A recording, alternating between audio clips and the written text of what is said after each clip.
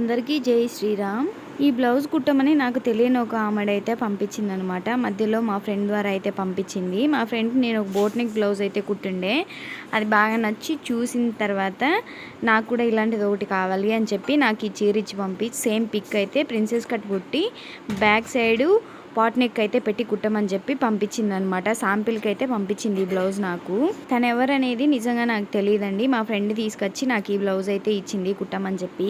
మా ఫ్రెండ్ కూడా కుడుతుంది, కానీ ప్రిన్సెస్ కట్ అనేది తనకు కొంచెం రాదని చెప్పి నాకైతే ప్రిన్సెస్ కట్టే కావాలని చెప్పి అడిగిందంట. అందుకని చెప్పి నా దగ్గర తీసుకొచ్చింది.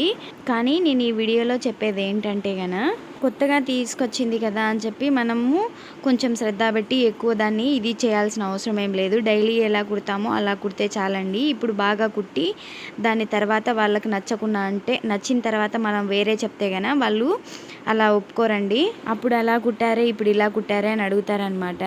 అలా కాకుండా డబ్బులు కూడా సేమ్ మనము అందరికి ఎలా తీసుకుంటామో అలాగే తీసుకోండి. ఒకరికి ఎక్కువ ఒకరికి తక్కువ అసలు తీసుకోవద్దు. తర్వాత తెలిసిన తర్వాత మనకైతే కస్టమర్లు రారు, నాకు ఎక్కువ తీసుకుంది వేరే వాళ్ళకి తక్కువ తీసుకుంది అని అంటారు.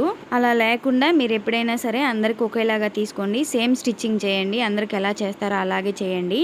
వేరే మార్పు ఏం చేసి కుట్టాల్సిన అవసరం ఏమి ఉండదని నా ఉద్దేశము. అలా డబ్బులు ఎక్కువ తక్కువ తీసుకున్నా కూడా ప్రాబ్లం అవుతుంది.